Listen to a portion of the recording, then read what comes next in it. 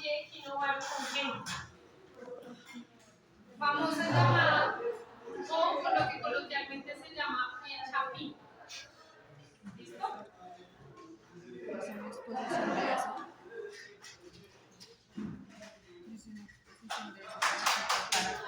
Para abajo. Listo, entonces.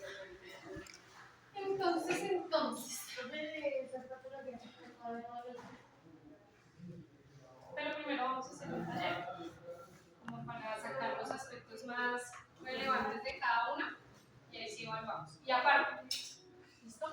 O sea que El taller de papelitos de esta vez es de miembro superior, que es lo que vamos a hacer el miércoles. ¿Listo? Entonces, para que se preparen. Y la evaluación, inicialmente, miembro superior, pero lo que queremos hacer es un taller con las patologías que hayamos visto para hacer un examen aparte, no en el mismo, sino en otro. ¿Listo? Bueno, entonces, el pie equinovaro congénito también se puede nombrar con esas siglas BEVC por todas las iniciales. Pie equinovaro congénito, también llamado pie sambo. El pie sambo, lo que coloquialmente conocemos o hemos escuchado llamar como pie chapín. ¿Listo? Es la deformidad más frecuente en los recién nacidos de los pies, la enfermedad más frecuente de los pies en los recién nacidos. Es congénito, ¿qué quiere decir? Que se nace con la deformidad. ¿Listo? Es adquirida a través del proceso de concepción, de desarrollo intrauterino. ¿Listo? Entonces el niño nace con la deformidad en los pies. Se caracteriza porque hay un varo en el talón, hay un equino o una plantiflexión, el pie está en aducción y en supinación. ¿Listo? Es como la deformidad característica. Es descrita desde hace mucho tiempo, desde nuestro padre de la medicina, que es Hipócrates, y de etiología completamente desconocida. O sea, la patología es muy antigua, se ha descrito desde hace bastante tiempo y no se sabe la causa. ¿Listo? Pero entonces se caracteriza porque esa extremidad pues tiene una deformidad en el pie que está dada por un varo de talón, un equino, aducción y supinación.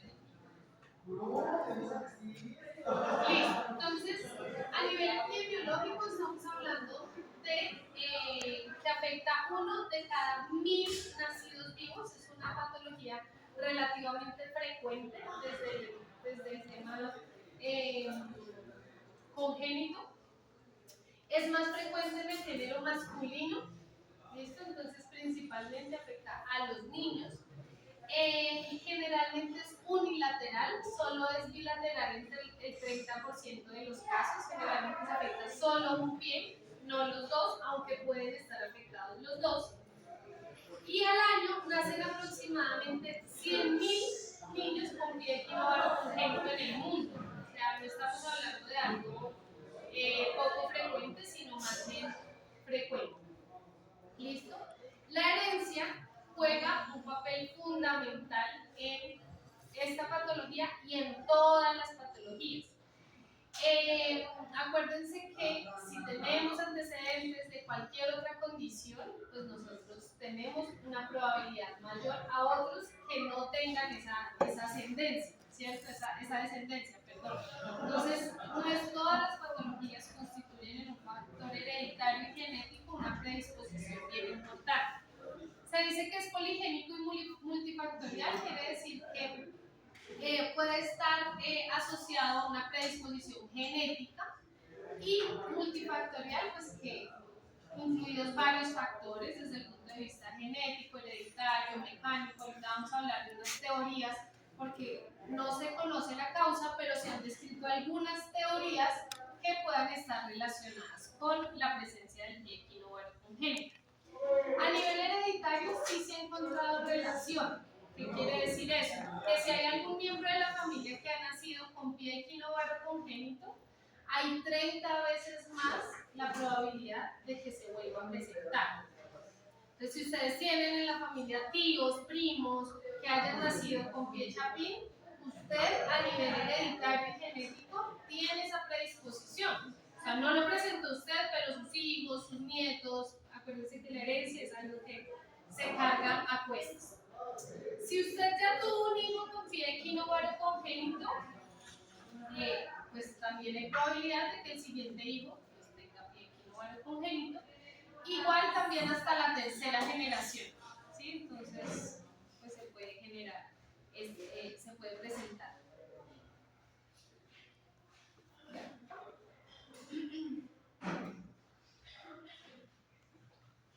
Bueno, la etiología, cuando hablamos de etiología hablamos de causa, ¿cierto? En la mayoría de los casos es idiopático, es decir, que se desconoce la causa. Siempre que ustedes escuchen o vean como etiología idiopática es que no se sabe, no se conoce la causa, ¿cierto? Ese es el 95% de los casos, no se conoce la causa, es completamente idiopático. La deformidad en este tipo de pacientes corrige fácilmente en las etapas iniciales y posteriormente se vuelve rígida. ¿Listo? En este tipo de casos. Tenemos otro tipo de etiología que es sindromático o teratológico. Ya dijimos que era teratológico. ¿Qué es teratológico?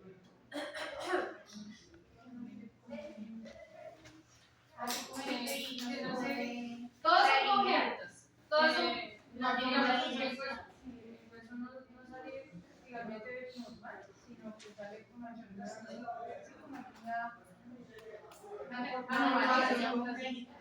es mal formado, es decir, en este caso nosotros hablamos, si ustedes se dan cuenta que en el idiopático decimos que la deformidad corrige y que es principalmente postural. ¿Qué significa eso? Que los huesos están igualitos, pero están desacomodados, ¿sí? O sea, están mal posicionados. Pero en los sindromáticos o en los teratológicos el problema es deformación. ¿Qué quiere decir? Que no está formado de manera correcta. El astrágalo no está formado correctamente, los demás huesos del pie no. Entonces está asociado principalmente a otros síndromes, ¿cierto? Entonces cuando yo hablo de algo teratológico es que deformación en base está mal. ¿Listo? Entonces acá, por ejemplo, tengo pacientes con pie equinovaro congénito, pero que es secundario o asociado a otro síndrome, a mielomeningocele, por ejemplo, o a artrofiprosis múltiple, que es una patología donde los pacientes nacen con contracturas, ¿sí? Ahí estamos hablando que tiene asociado y adicional al síndrome un pie equinovaro congénito. ¿Sí me hago entender? O sea, que es de base es un problema de patología de formación secundaria. La otra etiología es de tipo neuropáticos que son secundarios a otra enfermedad, como por ejemplo un pie equinovaro que se ve en consecuencia de la parálisis cerebral, ¿cierto? Entonces tenemos un niño con unos problemas de espasticidad muy grandes donde hace pie equinovaro, ¿sí? O tenemos pacientes con mielomeningocele que tienen pie equinovaro, pero son secundarios. Como les mencioné, la etiología es desconocida o idiopática. Sin embargo, se han establecido varias teorías que buscan pues, dar como una respuesta a la causa y de alguna manera poder intervenir. Resulta que la primera teoría es la teoría mecánica. Es la teoría más antigua y básicamente hace referencia a que el feto está comprimido durante el embarazo. Entonces, ¿qué quiere decir? Es como si el feto estuviera como muy apretado en el útero o en el vientre de la mamá y hace que adopte posiciones que sean inadecuadas y que esto lo lleve a presentar la deformidad. Sin embargo, esta teología carece de juicio porque resulta que el pie equinovaro congénito no aumenta su incidencia en embarazos múltiples. ¿Qué quiere decir? Que cuando hay embarazos gemelares o múltiples, los niños no nacen con pie equinovaro congénito y en teoría tendrían menos espacio o estarían acomodados de manera diferente. Entonces, ¿qué pasa? Que no tiene mucho peso, ¿cierto? Esa teoría mecánica. Tenemos otra que se llama la teoría neuromuscular y básicamente hace referencia a que hay una alteración en la inervación de las fibras musculares específicamente de la pierna y del pie. ¿Qué quiere decir? Que no llegan muy bien los nervios a la zona de la pierna y del pie, haciendo que esas fibras musculares se atrofien y se vuelvan más delgadas. Esa es una causa que creo que por eso puede suceder. Pero pues igual sigue siendo una teoría. Y hay otra teoría que se llama la teoría del plasma germinal, que básicamente lo asocia a una anomalía en la formación del astrágalo que causa una pérdida de la relación entre la articulación tibio-peronea astragalina, que es la articulación del tobillo. Nos dicen, vea, el astrágalo en formación está formado el astrágalo como hueso, pero la cúpula o la zona superior, que es del cuello del astrágalo y la cabeza, no está bien formada y por eso se sale. Esa es otra causa. ¿Qué? Otra teoría. ¿Listo? Todas son teorías porque no hay nada que hayan determinado como la causa específica de la patología. Tenemos otra que es como la teoría de la detención del desarrollo. Entonces, ¿qué quiere decir? Que ese pie en estadios iniciales tenía esa angulación, pero luego tenía que irse alineando y no lo hizo. Puede ser. Y hay otras que dicen que se asocia con infecciones maternas como el enterovirus. Entonces, que las personas o que las mamás padezcan o hayan tenido el enterovirus durante el embarazo, aumenta la probabilidad de presentar pie equinovarro congénito. ¿Sí? Puede ser. Todas son teorías, no hay ninguna que esté confirmada al 100%, pero han buscado darle como algún tipo de soporte o causa a esta condición. Entonces, cuando nosotros hablamos del pie equinovarro congénito, pues principalmente se van a dar cuenta en el momento del nacimiento. ¿Sí? ¿Qué quiere decir eso? Pues que el niño nace y evidentemente va a tener sus pies mirando hacia adentro. Entonces vamos a tener unos signos clínicos que son el pliegue plantar, mírenlo acá. La extremidad, una extremidad va a ser más corta con relación a la otra. ¿Sí? Sobre todo cuando es unilateral. La pantorrilla, es decir, la zona de la pierna, puede ser hasta 2 centímetros más delgada, es decir, atrofia, ¿cierto? Atrofia marcada. Puede tener o asociado lleno valgo o lleno varo, y hay pérdida del control normal del talón. Y es rígido. ¿Qué quiere decir eso? Que yo intento alinearle el pie al niño y no lo voy a lograr. O sea, lo intento y vuelvo otra vez a donde está. ¿Sí? Es así, es lo que me voy a encontrar. Según el pie equinovarro congénito, existe una clasificación. La clasificación de este pie se utiliza a través del dimeglio.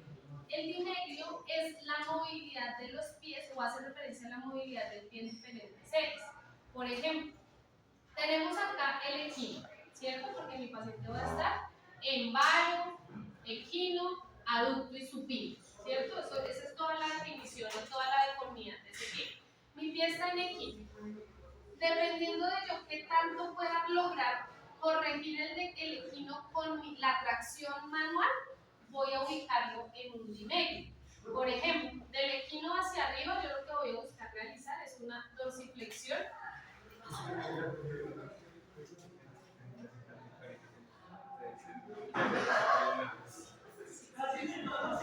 Entonces resulta que tenemos el pie de equino, ¿cierto? Yo que voy a buscar alinearlo a neutro e ir incluso hacia dorso.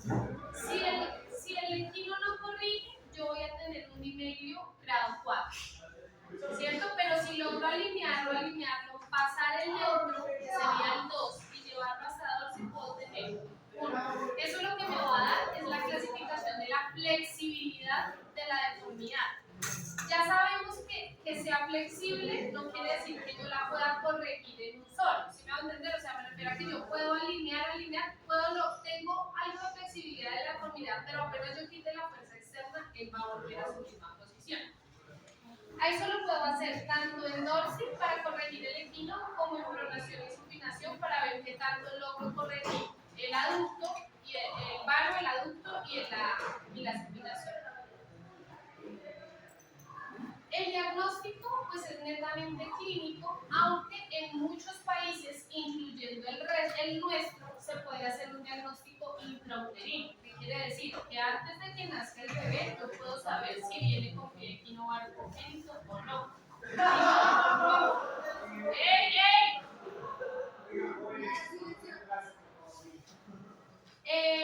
Antes de que nazca el bebé yo puedo hacer un diagnóstico intrauterino, es decir, a través de ecografía. ¿Se puede asociar con otras alteraciones del sistema musculoesquelético? Sí. Entonces, un paciente, por ejemplo, con tortícolis congénita, ¿nosotros sabemos con tortícolis congénita pueden presentar eso, es una deformidad en la columna vertebral, o pacientes que además de todo nacen con displasia de cadera. Entonces, tenemos displasia de cadera más pie equinovaro congénito. Pues se supone que es difícil de corregir, entonces pues ya sabiendo que bien, o sea, entrar con la ecografía. Pero hay que... Toca esperar a que nazca para entender. Digamos que lo que se puede hacer, o para que, lo que dice Denise es, bueno, pero ¿de qué me sirve mi diagnóstico intrauterino si me toca esperar a que nazca para poder intervenir? Sí, lo que sucede es que la corrección o la intervención del pie equinovaro congénito se da a través de un tratamiento que se llama el método de Ponseti. Y el método de Ponseti es un tratamiento conservador, muy efectivo, que se realiza para corregir esto a través de la colocación de yesos progresivos en el pie. Pero en Colombia hay pocas personas certificadas con método de Ponseti. Entonces, digamos que a mí, ¿qué me diría? Si yo me hubiera dado cuenta que mi hijo venía con pie equinovaro congénito, lo que yo me hubiera puesto a hacer sería buscar especialista para tratar. ¿Sí me hago entender? Y en esa medida poder hacer una intervención lo antes posible.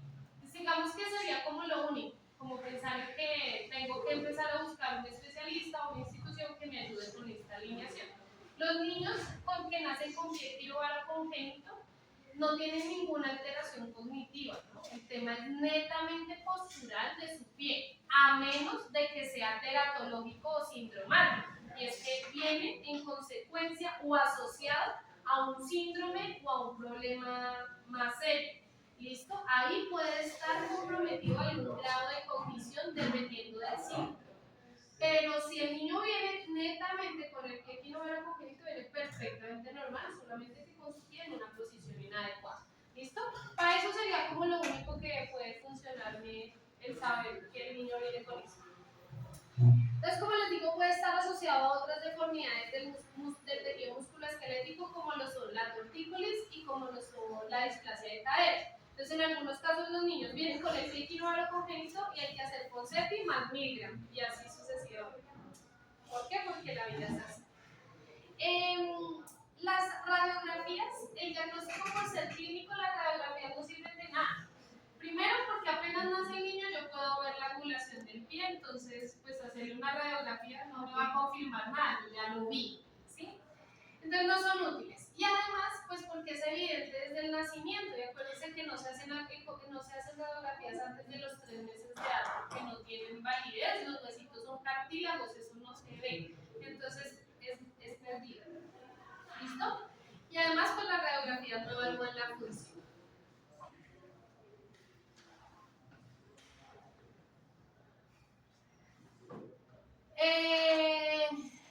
Bueno, el tratamiento que va a buscar, obtener algo que se llama un pie plantígrado. ¿Qué quiere decir eso? Que el pie se apoye sobre la planta, no sobre el dorso o sobre la cara lateral. Un pie plantígrado quiere decir un pie que tenga o dispuesta la planta para el apoyo. ¿Listo? Ese es el principal objetivo del tratamiento, es decir, que yo pueda pasar de esta posición que tengo del pie a esta posición que tengo del pie, ¿cierto? Y que además de esa alineación el paciente tenga el máximo grado de movilidad. O sea, yo no quiero alinear ese pie para que quede rígido en esta posición, sino que en esta posición él pueda mover el pie sin ningún problema. Todo se va a hacer a través de una manipulación que se realiza con yesos. Profe, una preguntita, ¿se puede dar el caso que solo que, o sea, que quede blanco y que quede rígido ahí, y que no se pueda llevar a un neutro? Casi no. O sea, el método de Ponseti es completamente efectivo si se hace bien. Si lo hace una persona certificada y que conoce el método. Ahora, corregir el equino en estos pacientes es lo más fácil, por eso te digo que casi no queda así, porque puede haber un equino residual, pero lo hacen cortando, va a ser una tenotomía del Aquiles, cortan parcialmente el tendón de Aquiles, alinean, suturan y ya corrigieron el equino. Porque como les digo, para el pie equinovaro congénito puro o neto, no hay ninguna alteración del tono, o sea, su paciente viene perfectamente. Lo único es que su piecito nació en una mala posición no más. Entonces, ¿qué quiere decir eso? Que usted puede llegar a alinearlo y el paciente no tendrá ningún problema neuromuscular para realizar el movimiento después de que usted vaya encaminado a donde es. ¿Sí me hago entender? Entonces, el paciente generalmente no queda en equino. Se puede quedar, pero yo lo corto el Aquiles, lo alineo y corregí el equino y mi paciente tiene que llegar a hacer movimientos normales. ¿Listo? ¿Cómo se hace esa manipulación o esa corrección? Se hace a través de yesos progresivos.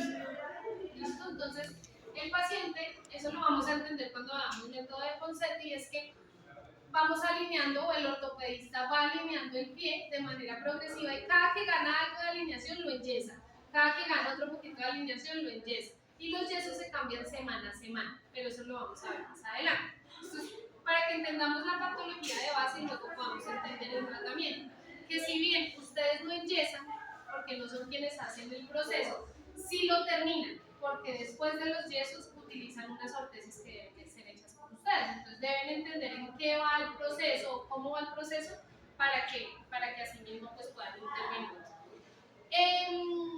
También puede haber manipulación o tratamiento quirúrgico después de los 3 meses de vida. ¿Listo? Se puede dar. Sin embargo, el método de Ponseti, que es el método conservador de manipulación a través de yesos, ha mostrado una alta eficacia. No es necesario hacer cirugía, a menos de que no se haya intervenido con Ponseti de niños y el niño o la persona ya tenga un pie en esa posición en la adultez. En ese momento está indicada la cirugía.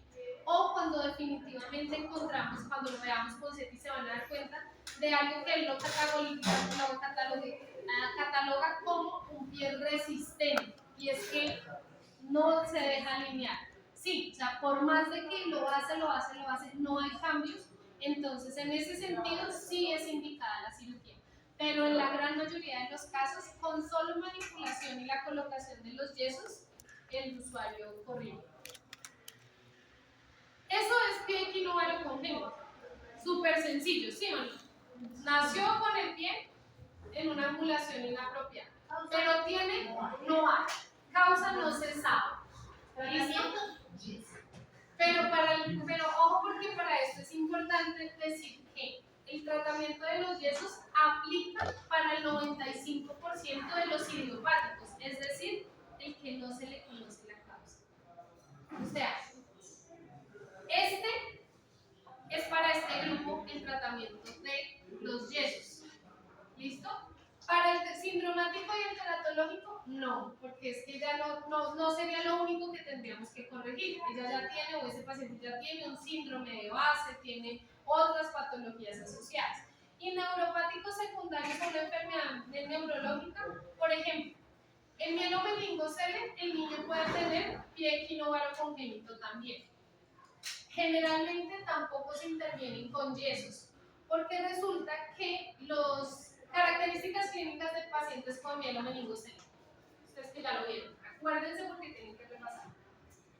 ¿Qué me pueden decir? ¿Qué características clínicas tiene un paciente con mielomeningocele? O sea, que yo lo vea en la camilla y cuando le esté agarrando digo, es mielomeningocele. ¿Qué es? Pues Es que se llama. en la espalda, pero hay que mirar en la espalda. Le pueden mirar la espalda y seguramente se encuentre con alguna cicatriz porque haya tenido que entrar a corregir. ¿Qué más? Pero ¿qué ocasiona paciente? ¿Qué le produce? Profe, teratológico viene, no lo se corregiría. No se corregiría porque viene asociado a un síndrome, viene asociado a otra patología. Entonces, síndrome de Morpheus, síndrome de acromicosis múltiple. Entonces, el pie equinovaro congénito constituye otro signo u otra complicación. Así tú le corrijas el pie, pues no le puedes corregir el síndrome. ¿Sí me va a entender? Por eso no se interviene en teratológico o en síndromático. Es como decir que se resiste. No. Eso lo entiendes ahorita que hablemos de Ponseti. El resistido es que yo lo manipulé, lo alineé, pero no se me mantiene. ¿Por qué? Por longitud, por extensibilidad de los tejidos blandos, por cosas propias del individuo. ¿Listo? ¿Qué produce la mielomeningocele en el usuario? Señora, Alteraciones neurológicas. ¿pero qué tipo? ¿De qué tipo? Por ejemplo, si yo hablo de características clínicas de la gripa, digo fiebre, congestión nasal, adinamia, características clínicas del mielomeningocele. Hipotonía. ¿Cómo? ¿Hipotonía? ¿Dices tú? Espasticidad. ¿Un paciente con mielomeningocele es hipotónico o espástico? Ninguna de las dos. Generalmente es hipotónico. Listo, ¿qué más?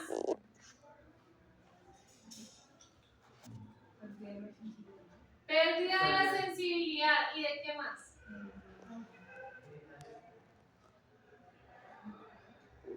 Bien, pérdida de la sensibilidad y de la función motora por debajo del nivel de la protrusión. Acuérdense que un mielomeningocele se comporta clínicamente muy similar a un trauma raquimedular. Lo que sucede es que la causa no es traumática, pero afecta X nivel de la médula espinal, ¿cierto? Entonces, si en ese nivel de la médula espinal protruyó material nervioso, médula, meninges, pues esa función neurológica se perdió.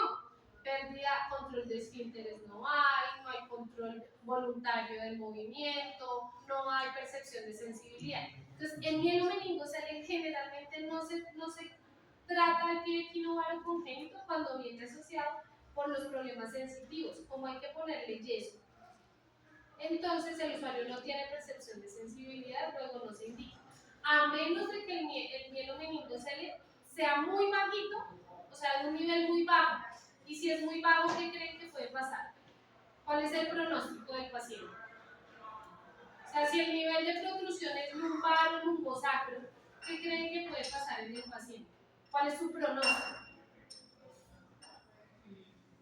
Pues entre más, si es lo mismo que el trauma raquimedular, entre más bajo el nivel de la protrusión, pues más alta la expectativa de recuperación. Claro, ¿qué quiere decir? Que su paciente va a pararse y va a caminar. Y si va a caminar, usted le tiene que alinear los pies, porque entonces, ¿cómo lo para? ¿Sí ven? Ojo, chinos, tienen que estudiar, porque eso lo vimos ya hace rato y las patologías se ven una vez nomás. Entonces, ¿ustedes creen que ya quedaron aprendidas? Yo me estoy dando cuenta que no. Entonces, ojo. En el mielomeningocele, acuérdense que hay pérdida de la función motora y sensitiva por debajo del nivel de la protrusión, que sería muy similar al trauma raquimedular. Pérdida de la función motora y sensitiva por debajo del nivel de lesión, ¿cierto?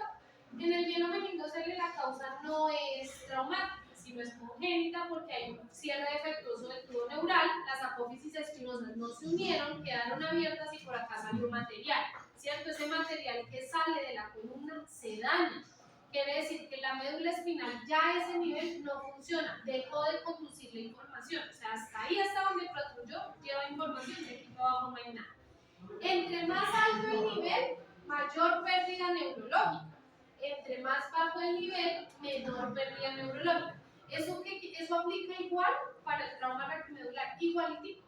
Entonces, si su paciente tiene un nivel de lesión lumbar o lumbosacro, quiere decir que tiene casi todo el tronco bien, miembros extremidades superiores bien, pelvis bien, casi que caderas bien y de pronto tenga problemas solamente en rodillas y tobillos. ¿Qué ¿Qué quiere decir? Que su paciente seguramente tiene un buen pronóstico y una gran expectativa de marcha.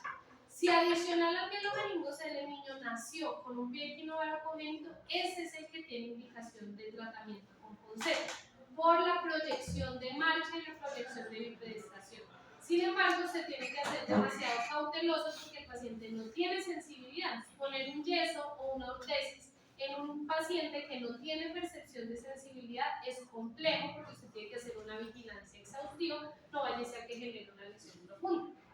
¿Listo? Pero solo en esos casos se hace. De lo contrario, no se hace. Si no tiene pronóstico de marcha, de mejoría, no vale la pena alinear los pies porque los pies tienen una función plantiza para la bipedestación y para la marcha. Por eso hay que analizar el caso, conocer la patología y así mismo el pronóstico.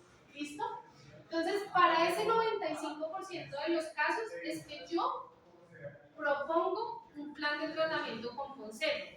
Para el sindromático o el teratológico, no. ¿Por qué? Porque apenas el pie equinovaro congénito es como la cerecita del pastel. Me refiero a que tiene otras condiciones asociadas que usted no puede tratar. Entonces, en ese momento, el pie equinovaro congénito apenas es una condición adicional que no marca la diferencia entre estar sano o estar con el síndrome.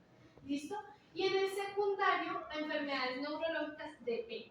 Depende de la proyección o del pronóstico para mejorar o no mejorar. Entonces, el mielomeningocele puede que se intervenga, como habrá casos en los que no se intervenga. En neuropatías periféricas, por ejemplo, un paciente con lesión en el nervio ciático o lesión en el nervio peroneo común que haga estructurado un pie equinovaro congénito.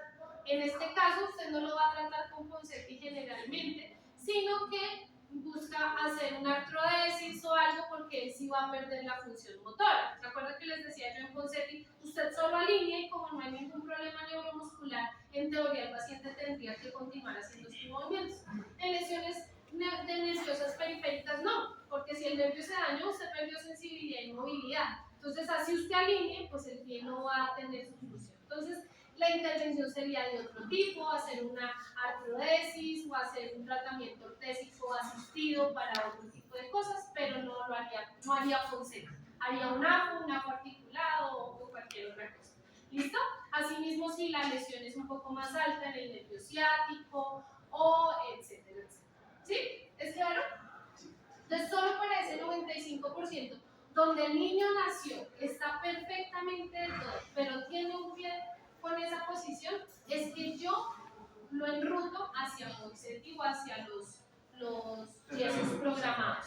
¿Listo? De resto, si es con otras características u otros diagnósticos, pues me tengo que ir hacia el tratamiento con otros diagnósticos. ¿Sí? Entonces, eso es pie equinovaro congénito. En resumen, enfermedad congénita de los miembros inferiores, ¿cierto? Donde no hay compromiso neurológico, solamente posicionamiento del pie. No se conoce la causa, no se sabe. Y para aquellos idiopáticos es que vamos a decir, oiga, vamos a sugerir un tratamiento con eso. Para los otros dos causas que son sindromáticas o teratológicas o secundarias alteraciones neuromusculares, se debe analizar costo-beneficios, si se aplica para la proyección del pronóstico de marcha o no, o si el tratamiento tendrá que ser otro diferente. ¿Listo? Pero solo para aquellos nosotros hacemos Ponseti, que se caracteriza por el nivel, ¿por qué? Por un varo de talón, ¿cierto? Un equino, una supinación y una aducción. O sea, el pie está en esta posición. Pero todos los huesos del pie están formados. Si no fuera así, sería un teratológico.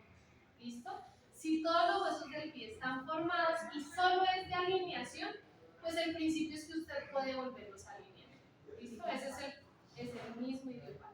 ¿Listo? No se sabe por qué el pie preciso salió así, pero está perfectamente formado. ¿Listo? Ese es el que se interviene. ¿Que se clasifica según Di-Meglio? Sí. ¿Qué tan flexible es? ¿Sí? Entonces, si bien yo lo alineo, lo cojo, lo tracciono para poderlo alinear o corregir, también tengo que irme un poco a qué tan flexible es. Si no es flexible, voy a tener calificaciones de 4 Y si es muy flexible, voy a tener hasta 1. ¿Listo? Y ese va a ser también un indicativo o un pronóstico para Ponseti. Los pies más rígidos a veces son los famosos resistentes de Nice. Y es que no corrigen fácilmente porque los tejidos adyacentes del pie, ligamentos, fascias, los demás tejidos conectivos son muy rígidos. ¿Por qué? Porque la flexibilidad de nosotros cambia de una persona a otra. Entonces, ¿qué quiere decir? Que seguro va a ser mucho más dificultoso poder alinear porque sus tejidos son más rígidos. ¿Hola? Buenos días. Buenos días. Mira, para que nos colabores con la elección de la receta. Claro que sí, muchas Entonces, gracias. voy dejando la listita para que la vean ya. Claro que sí. ¿Y ya vienes con ellos o? No, por ahí como en media hora, 40 minutos. Ah, bueno. Listo. Gracias. Gracias. Listo, entonces, el medio nos va a dar un indicativo de qué tan flexible es la deformidad y qué tan fácil la puedo corregir yo con manipulación para equinovarus, para los iliovarus. ¿Por qué? Porque los otros van a tener asociado tono muscular y en ese momento yo ya no puedo hacer esa clasificación. ¿Listo? ¿Es claro, señor?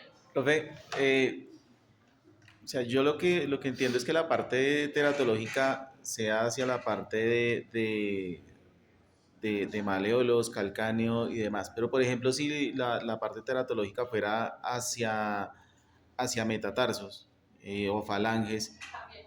igual no se aplicaría. Lo que sucede, cuando hablamos con Seti lo van a entender un poquito más. Cuando yo hablo de un paro de talón, estoy hablando precisamente de la articulación subtalar.